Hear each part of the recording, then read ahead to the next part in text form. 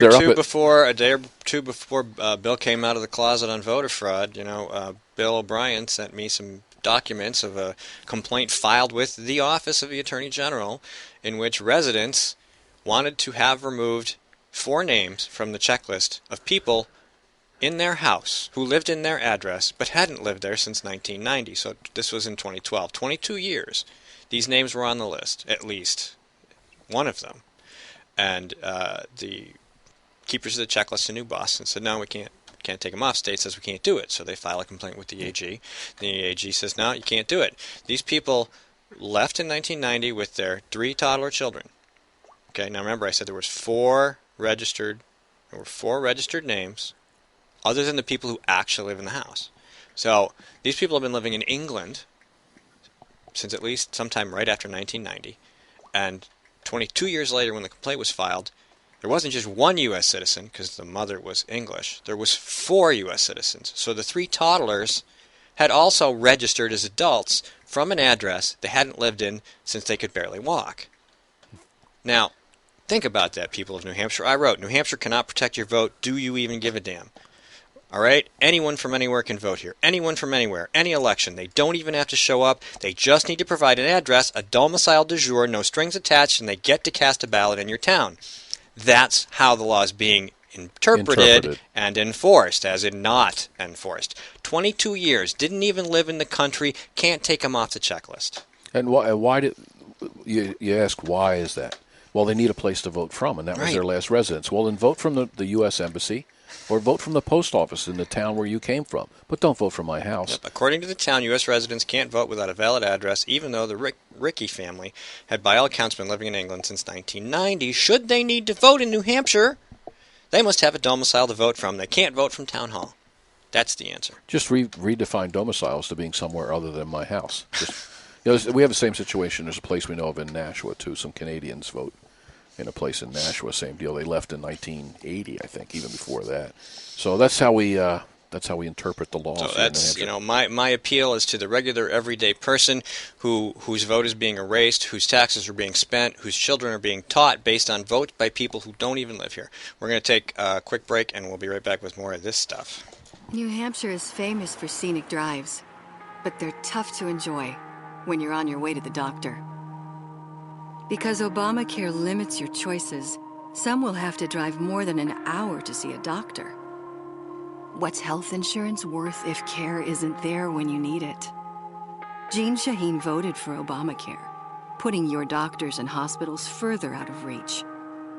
Tell Senator Shaheen Obamacare is not working for New Hampshire.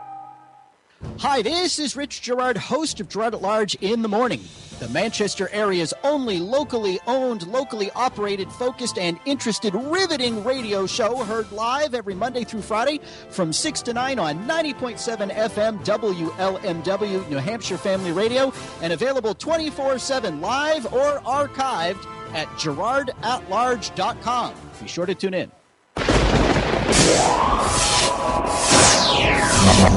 GrokTALK. Welcome back to Voter Fraud Land. And lots of other stuff. Yay. Lots of other stuff. Where are you from? You can vote here. Yeah. Right. Meet my trunk monkey. My trunk monkey. All right. Yeah, so that's our problem, ladies and gentlemen. If you don't like where you're voting and you don't care who represents you, you can come here and choose ours. Apparently, that's perfectly legal. Well, my problem is I didn't vote in the primary because I couldn't vote for who I wanted to vote for. If you like your voting venue, you can keep your voting venue. I wanted to vote for Carol Shea Porter, but she's not in my district. I would have had to vote for Custer in the primary, right? Mm-hmm. Well, why is that? If I'm from some other state, I just come here and vote for either one.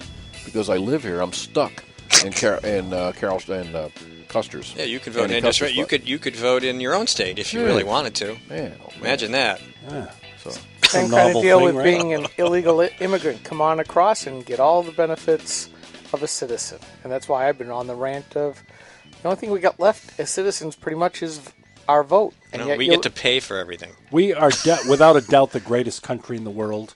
Because the ISIS terrorists are going to stream across the border. They're going to go on welfare, get all the benefits till they're fat, dumb, and happy. Then they'll kill us. Well, that's what they've been doing in England for decades. They might behead us. I mean, Maybe they'll just be too Well, lazy. they won't be by then. beheading me. No, me either. well, that's what gets me. The Labour Party back in the 80s decided to deliberately flood England with lots of immigrants under the banner of multiculturalism. How's that working out for how's that you? working out for you right I now? was Yeah. I was in the Washington General Store, a little teeny tiny town of Washington. Two people come in. The girl is wearing a black dress like she's going out somewhere. It's in the morning, but like 11, 12 o'clock. So I look up on the board and say, what's a grinder? Everybody goes, Oh, boy. it's a sandwich. Can you get it hot? They said, well, you can get anything hot. We'll heat it up. Oh, I didn't know what a grinder was. We're from Connecticut. And the girl says, you're in Connecticut? You know what a grinder is? That's where they start calling them. They're like hoagies and Zeps and You stuff going to down grab a chair? New York, PA. And So we'll kick one of these guys off a headset in a couple minutes. so she says, well, we're currently living in France. And I said, well, then, there's all these old-timers and loggers and workers sitting around the table. Currently, we live in France. And I said, well, may Allah be with you. I got my chance, I had to take it. Oh, my goodness. Hey, I'm going to slide out of here. 'Cause Okay. We have a guest. We're going to have Kathy's going to get Adios. this chair already warmed up. Let me turn that headset off so we can bring in another guest. And we'll see you around 10 if you're available. Kathy, come have a seat. We're just talking about vote fraud and that sort of thing. Big week. Non-existent problem. Yeah, big week for vote frog. Vote frog. Vote frog. I should call it that. The French were right. Vote frog. Is that what you call it, Ed? When the French vote here, vote frog. Vote frog. Okay. So, how Bill Gardner had come out of the voter fraud closet this week in the Union Leader and announced that yes, there is voter fraud here, and I'm sure that he'll be getting a talking to by Chairman Buckley and the Democrats, and they'll be straightening his ass out. Yeah, I would Wait, imagine. I misspoke. I would imagine so. Sorry about that. So, anyway, we're just going to ramble for a few minutes, and then we'll talk about your race. What else we got this week? Did we decide what our Whiskey Tango Foxtrot was? Did we decide that it was the 22-year thing, or did we want to go to the the gun editorial that was as clueless could be? Oh, Let's go to the gun editorial. Well, let's see. You certainly you can must speak have to read that. this, right? No, I didn't, but I would love to hear about it. I got too much stuff, more than stuff than I got time, so I don't get to Okay. read like I did. Skip posted it. I'm gonna Yeah, find it. I'm going to put it up on the live stream you posted here. it, okay. Yeah. Oh, yeah. And I this saw it and I read it and I thought if I post this, everybody will get dumber, and I just couldn't Yes, do it. did you know that her right to life is part of her First Amendment stuff? This is written by an anti-gunner, and somebody at a real newspaper said, "Okay, we'll take this op-ed and we'll put it up." And there's about 100-odd comments at this paper. Not a single one of them is positive because it is so badly written. It is widely advertised on the right as the dumbest op-ed ever written. Yeah.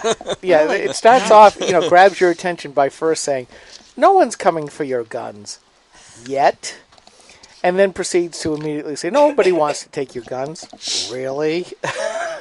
You just help prove the meme on the folks who like the Second Amendment. She actually that writes, you are. gun control is an absolute joke in this country. Yeah. Background checks are well and good, but if you can turn around and sell the gun to your neighbor without one, they are pointless.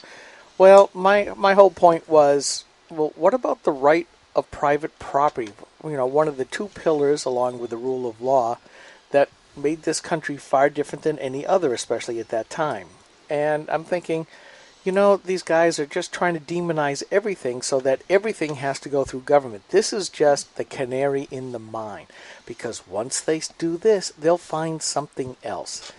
And, assault weapons being sold to the general public is ridiculous. Nobody needs an AR-15 to shoot a deer. Yeah, they do. Well, most people wouldn't use an AR-15 to shoot a deer because it's not powerful enough. But, it just goes on and on and on. I will tell you, go read it on Granite Rock. It's called a WTF moment. Can this anti-gunner pen a worse gun control op-ed more devoid of actual facts? Yeah. It's a good litmus for the level of intelligence, the rhetoric, the narrative that this person has absorbed. They and millions of others just like them. Yes, they've forgotten all about my First Amendment one, specifically my right to life. Sorry, that should trump your right to sling a semi-automatic weapon over your shoulder and sit in the booth next to me in a restaurant. I mean, you just go through this and go, okay, maybe she's really showing that she's an idiot, but what about the editors at the paper, unless they put this up deliberately as a farce? Could have been. You know, I just think as you're reading this, the thing that's running through my head is, what about those of us who have the right to own a gun and want to protect ourselves? I mean, what about our rights? The criminals are always going to have guns. What about? Or they're going to have. What about the law-abiding clubs, citizens? or they'll be stronger than you, or there'll be more of them. I mean, it isn't just about guns. I mean, look at England. I agree. They banned guns years ago, and the thugs run the country. Yeah. I don't just mean the government; I mean the other thugs. Right. You know, right. And they can't stop it. Crime is. We just posted it this week. Crime is skyrocketed since they banned handguns and whatever. It's just horrible. Isn't that pretty much the stats, though, for any country that bans guns? The crime skyrockets. Well, here's the deal. You know, I read it, and there is nothing new, novel, or unique or compelling about her arguments. All she did was repuke the typical Kool-Aid slurping arguments against guns onto a blog. What is this, pickandsentinel.com? yes. Yeah. I mean, really. I mean, at least I have respect for liberals, anti-gun liberals, that at least come out with a new and novel approach to their advocacy for banning guns, you know, because then I have to think. You know, this is chewing gum for the reader's eyes. It really is. There's nothing here. You know, she says you don't need an AR-15 to hunt deer. How many times has that been said? 10,000? I'm probably being conservative, okay? You know, gun control is an absolute joke in this country. You're right, it is, because nobody wants it. And, you know, and it's not being enforced. Yeah. I mean, your First Amendment, what about my First Amendment ones? Well, what about them? You know, I mean, you're writing this blog. How do you know? How do you know abortion isn't vote suppression? We could talk about that if you'd like. Suppressing voters, you know. All right, we're going to come back in the next segment with Kathy Rego, talk about her state Senate district race, District 7 here in New Hampshire. And you stay tuned, listen to a couple messages, and we'll be right back.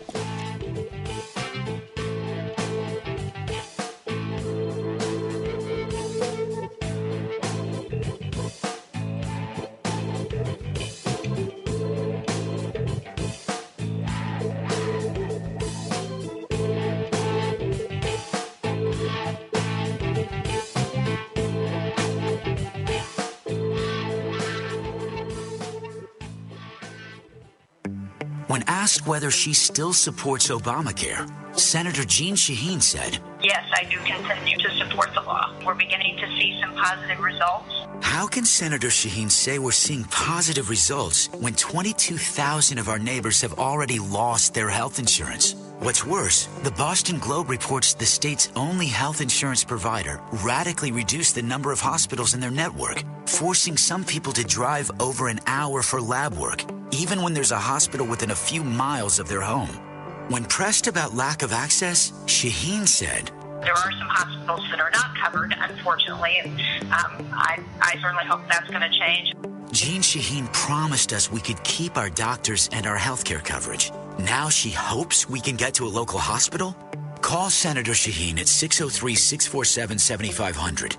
Tell her we need more than hope. We need leadership. Paid for by Citizens for a Strong New Hampshire. Hi, this is Rich Gerard, host of Gerard at Large in the Morning, the Manchester area's only locally owned, locally operated, focused, and interested, riveting radio show, heard live every Monday through Friday from 6 to 9 on 90.7 FM WLMW New Hampshire Family Radio, and available 24/7 live or archived at GerardAtLarge.com. Be sure to tune in. This is a coalition of New Hampshire taxpayers. We're located at 8 North Main in Concord, New Hampshire. This is the repository for all things conservative and municipal. So if you have a problem in your town, your school, your budget committee, the right to know law, and now at the top of our list is voter fraud. You have a tip for us, some information for us, you want to join or help us out, cnht.org.